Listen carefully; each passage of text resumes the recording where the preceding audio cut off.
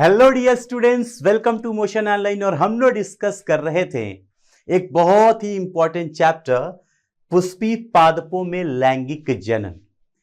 Right बच्चे, क्या पढ़ रहे थे हम लोग? पुष्पी पादपों में लैंगिक जनन। और हमने इसमें जननांगों की संरचनाओं के बारे में पढ़ लिया था, युग्मक जनन कैसे होता है वो पढ़ लिया था। और हम हाल फिलहाल यहां पे डिस्कशन कर रहे थे दूसरे हिस्से की, जहां पे हम बात कर रहे थे युग्मक स्थानांतरण की, परागण की। और हमने पिछले क्लास में, लास्ट क्लास में, पराग कणों से क्या फायदे हैं, क्या नुकसान हैं, कैसे ये एलर्जी कॉज करते हैं या नहीं करते हैं, कैसे इनको भोजन के रूप में इस्तेमाल करते हैं, ये सब बातें हमने पिछले क्लास में कर लिया था। राइट बच्चे, अब हम चल रहे हैं आगे की तरफ, जहां पे हम एक्चुअल वास्तविक परागण की प्रक्रिया को देखने वाले हैं। तो क्या होता है परागण, वो हम पिछले क्लास में एक बार तो कर चुके हैं, बट ठीक है, आज भी परागण की इज्जत रखते हुए हम शुरू यहीं से करते हैं, परागण की प्रक्रिया से।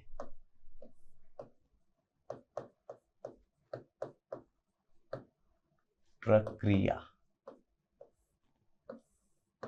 कहां से कर रहे हैं? परागण की प्रक्रिया से। सुन लो बच्चे, समझ लो बच्चे, परागण की प्रक्रिया में जो सबसे इंपॉर्टेंट बात है, हमें यह बात हमेशा याद रखनी पड़ेगी कि पुष्पीय पादपों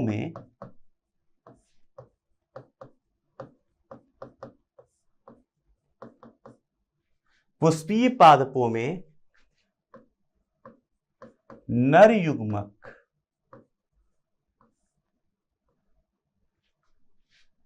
चलनशील व मादा युग्मक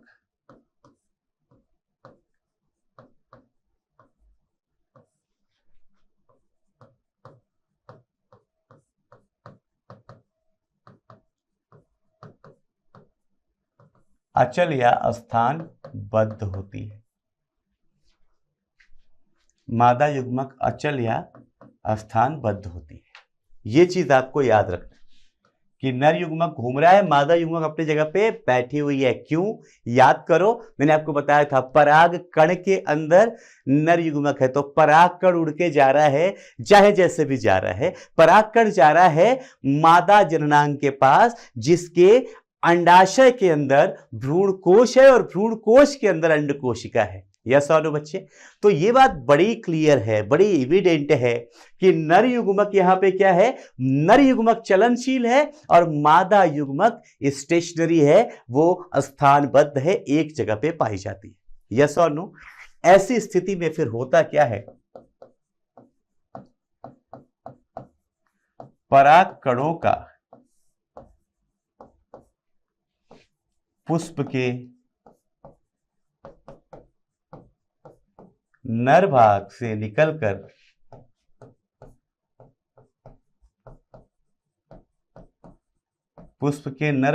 निकलकर मादा के वर्तिकाग्र तक पहुंचने की प्रक्रिया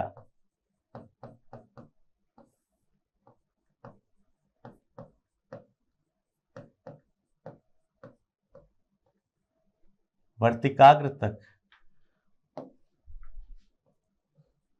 पहुंचने की प्रक्रिया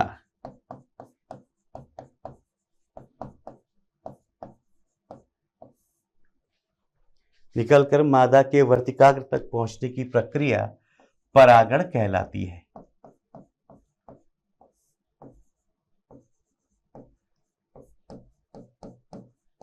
क्या कहलाती है बच्चे? परागण कहलाती है। स्पष्ट है? परागण की परिभाषा हो गई। अब हमें एक चीज और समझ में आ गया कि भाई नर को जाना है, तो नर जाएगा कैसे? जो पराग कण होते हैं, पराग कण एक स्थान से दूसरे स्थान तक जाने के लिए, परागकण एक स्थान से दूसरे स्थान तक जाने के लिए बहुत सारे एजेंट्स, बहुत सारे कर्मकों को इस्तेमाल में लेते हैं। देखें, आपको यह बहुत इंपॉर्टेंट टॉपिक है, परागकण, परागण के कर्मक, परागण कर्मक मतलब जो करते हैं परागण की क्रिया, उनके बारे में बात कर रहे हैं। परागण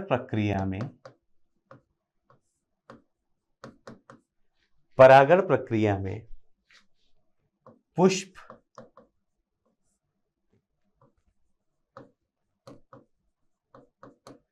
कर्मकों, या इसको शुद्ध भाषा में बोले तो एजेंट बोल सकते हैं ना, समझ गए ना। एजेंटो मतलब कर्मक बोलेंगे, कर्मकों या एजेंट्स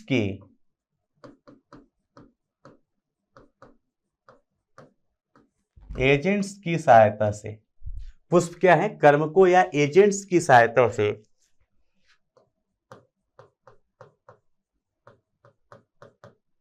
परागकणों को एक स्थान से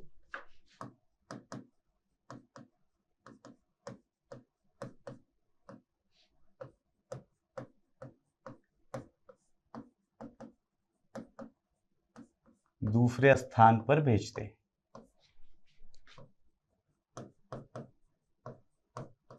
एक स्थान से दूसरे स्थान पर भेजते हैं। क्या करते हैं, परागकणों को एक स्थान से दूसरे स्थान पर कैसे, कर्मकों की सहायता से भेजते हैं।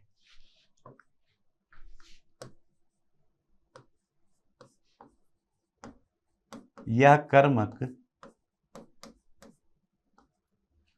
दो प्रकार के हो सकते हैं।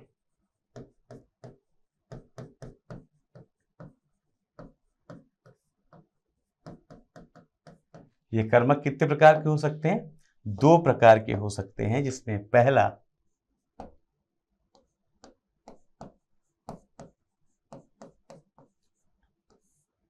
है निर्जीव कर्मक। दो टाइप के है ना, पहला क्या बोल रहे हैं, निर्जीव कर्मक।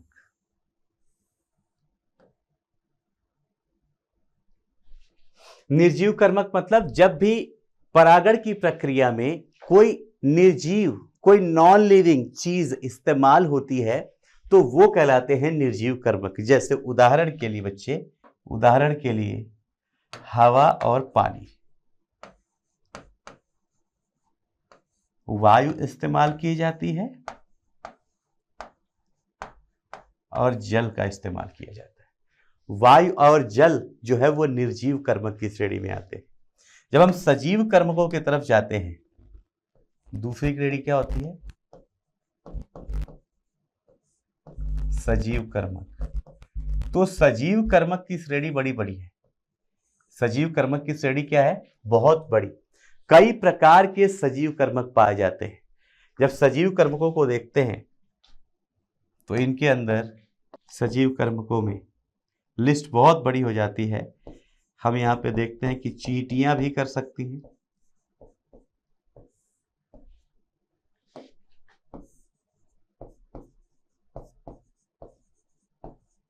छिपकली से भी हो सकता है,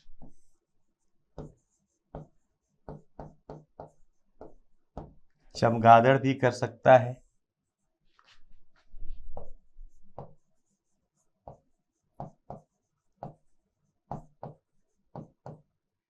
मधुमक्खियां व कीटों से भी हो सकता है।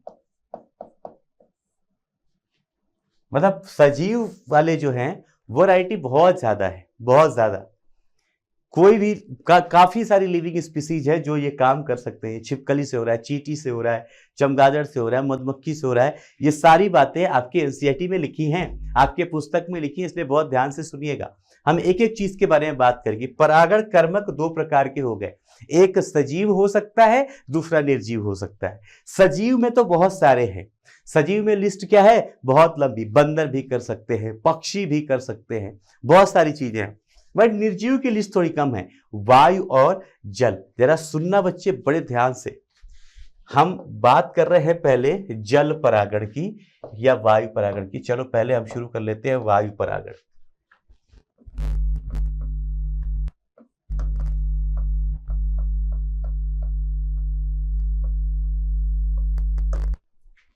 किसकी बात कर रहे हैं बच्चे, वायु परागण की। आ जाओ देखें क्या है कहानी वायु परागण की। वायु परागण यह परागण की सबसे सामान्य विधि है। यह परागण की क्या है बच्चे? ये परागण की सबसे सामान्य विधि है ना, सबसे ज्यादा मतलब मुख्यतः यही पाया जाता है।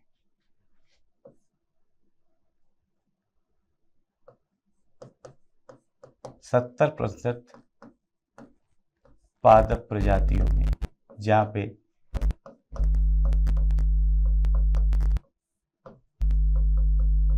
70% पादप प्रजातियों में मतलब क्या है? जहां पे भी पाया जाता है आपका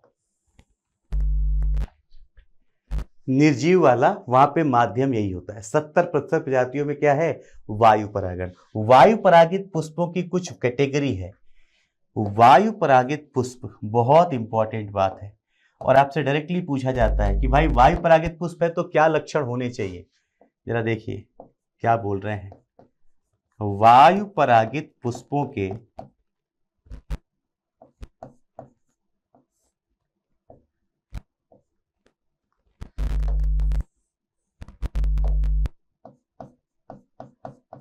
वायु परागित पुष्पों के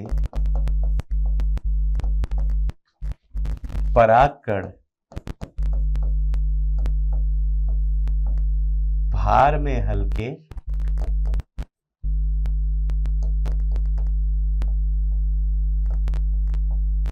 व शुष्क होने चाहिए। अब आप सीधी सी बात है, कोई रॉकेट साइंस नहीं है बेटा इसमें। जब हम ये चाह रहे हैं कि परागण का माध्यम हवा बने, तो सीधी सी बात है कि उसका भार इतना हो कि हवा से वो उड़ जाए। जैसे गर्मी के दिनों में आपने देखा होगा, लोग बोलते हैं कि ये राम जी के पास से आता है, एक वैसे सफेद सफेद लंबा लंबा निकला होता, बीच में एक बीज जैसा होता है, और वो गर्मी के टाइम में ऐसे खूब सारे उड़ते रहते हैं। देखा ना आप लोगों ने बच्चों? वो जो उड़ते हुए संरचनाएं दिख रही हैं, वो जो उड़ते हुए दिखाई दे रहे हैं, वो है परागकण। वो क्या है बच्चे? वो परागकण ही है। स्पष्ट है? वो क्या है बेटा? वो परागकण ही है।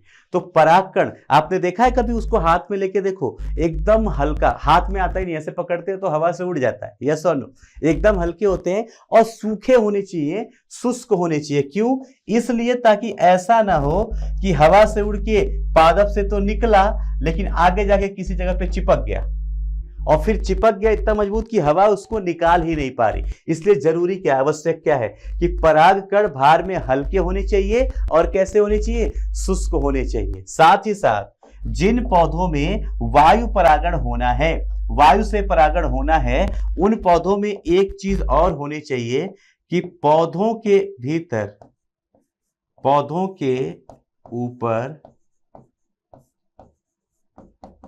पुष्प में पराग कोश अनावृत होना चाहिए। जहां पे परागकण है वो ढका ना हो। पराग कोश क्या होना चाहिए? अनावृत होना चाहिए, ढका नहीं होना चाहिए। कैसा होना चाहिए? खुला, अनावृत होना चाहिए, जिससे वायु गति से हवा के चलने से परागकण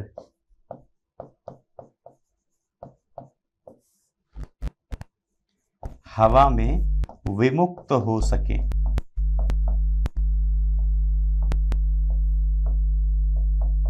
परागकण क्या कर सके? हवा में विमुक्त हो सके, हवा में निकल सके। तो एक तो क्या चाहिए? सूखे होने चाहिए, दूसरा वो खुला होना चाहिए। तीसरी चीज बहुत बहुत महत्वपूर्ण, ये भी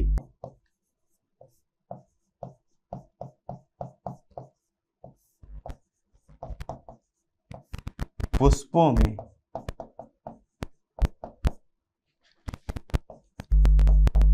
पुष्प गुच्छ होना चाहिए। मतलब जो फूल होने चाहिए वो कैसे होने चाहिए? गुच्छे में होने चाहिए, बहुत सारे होने चाहिए, ताकि हवा से उड़ता हुआ आए तो कोई ना कोई एक फूल में वो क्या हो जाए? चिपक जाए, और उस एक पौधे में बीज बन जाए। वहां पे क्या होना चाहिए? पुष्प गुच्छ होने चाहिए, में पुष्प गुच्छ होने चाहिए।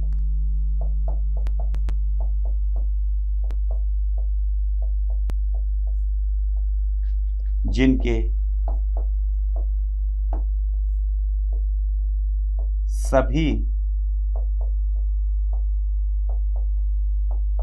सभी पुष्पों में अंडाशय उपस्थित हो।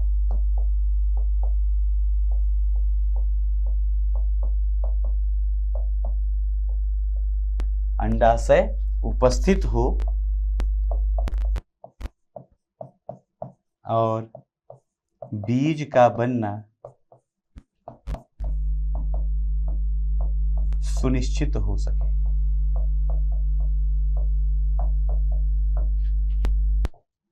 देखो, जब आप देखते हो ना भुट्टा, आप लोग भुट्टा देखते हो, मक्के के ऊपर उसके ऐसे बाल निकले होते हैं ना, जिसको हम लोग बुढ़िया के बाल बोलते हैं, है ना, बहुत सारे बाल जो निकले होते हैं, हेयर लाइक। वो पता है वो बाल नहीं है बेटा, वो उसके अंदर पुष्पगुच्छ पाया जाता है, और वो जितनी संरचनाएं दिख रही है ना, वो सब उसकी वर्तिका है। वो क्या है? वर्तिका, और आगे का हिस्सा वर्तिकाग्र हो जाएगा। मतलब वो इतनी सारी संरचनाएं इसलिए निकली हुई हैं ताकि अगर पराग कण आए तो वो पराग कण को पकड़ ले। समझ में आया? वो क्या कर ले? पराग कण को पकड़ ले, इसलिए इतनी सारी संरचनाएं उसके अंदर निकली हुई हैं। वो उसकी क्या है? वर्तिकाग्र है। आपकी पुस्तक में लिख रखा है इसके बारे में बहुत बढ़िया सा पॉइंट।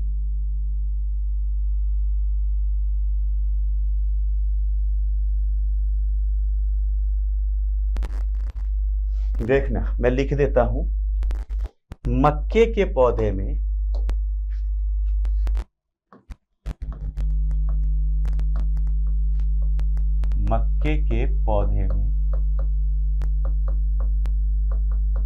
फुदने, या उसको टैसल बोलते हैं, टैसल,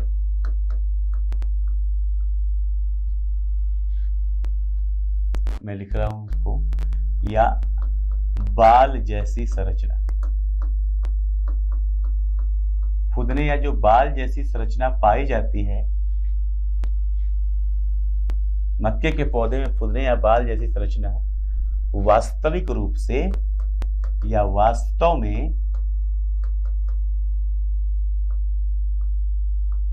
मक्के के पुष्प की, वो क्या होती है? वो मक्के के पुष्प की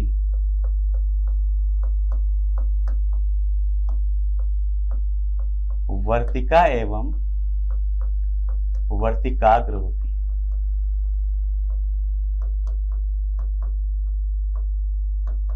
क्या होती है वो? वर्तिका एवं वर्तिकाग्र होती है।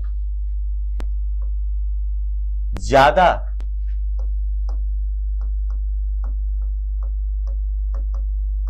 संख्या में वर्तिकाग्र का होना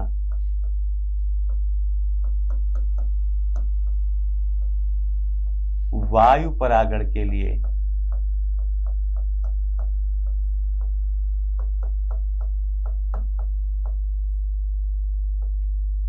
अनुकूलन को दर्शाता है। मतलब वायु परागण में ऐसी कोशिश होनी चाहिए कि वहां पे क्या हो? पुष्पगुच्छ हो जनरली, यस और नो, ताकि कोई भी जो पराग कण है वो किसी न किसी पुष्प पे अटक जाए। वो अनुकूलन को दर्शाता है। ये बढ़िया सी बात लिखी है आपके पुस्तक के अंदर, है ना। तो एक उदाहरण तो आपका वायु परागण वाला हो गया, आपका मक्का। दूसरा लिखा हुआ है घास, है ना। घास आप लोगों को पता नहीं पादप लगता भी है कि नहीं लगता, बट वो एक्चुअली में एक बीजपत्री पादप का ही रूप है। घास क्या होता है? एक बीजपत्री पादप है। अच्छा, अभी तो आपको एक बीजपत्री द्विबीजपत्री पता ही नहीं है, तो मैं बस घास लिख रहा हूं। घास में भी वायु परागण होता है।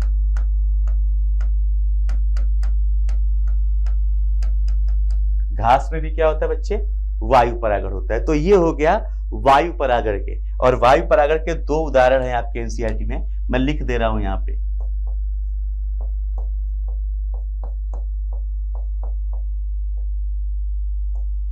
वायु परागित पादप के, वैसे तो क्या लिखा हमने? वैसे लिखा है हमने कि 70% पादप प्रजातियों में यही होता है। बट आपके एनसीईआरटी में जो उदाहरण दे रखा है वो 2 उदाहरण दे रखा है, एक मक्का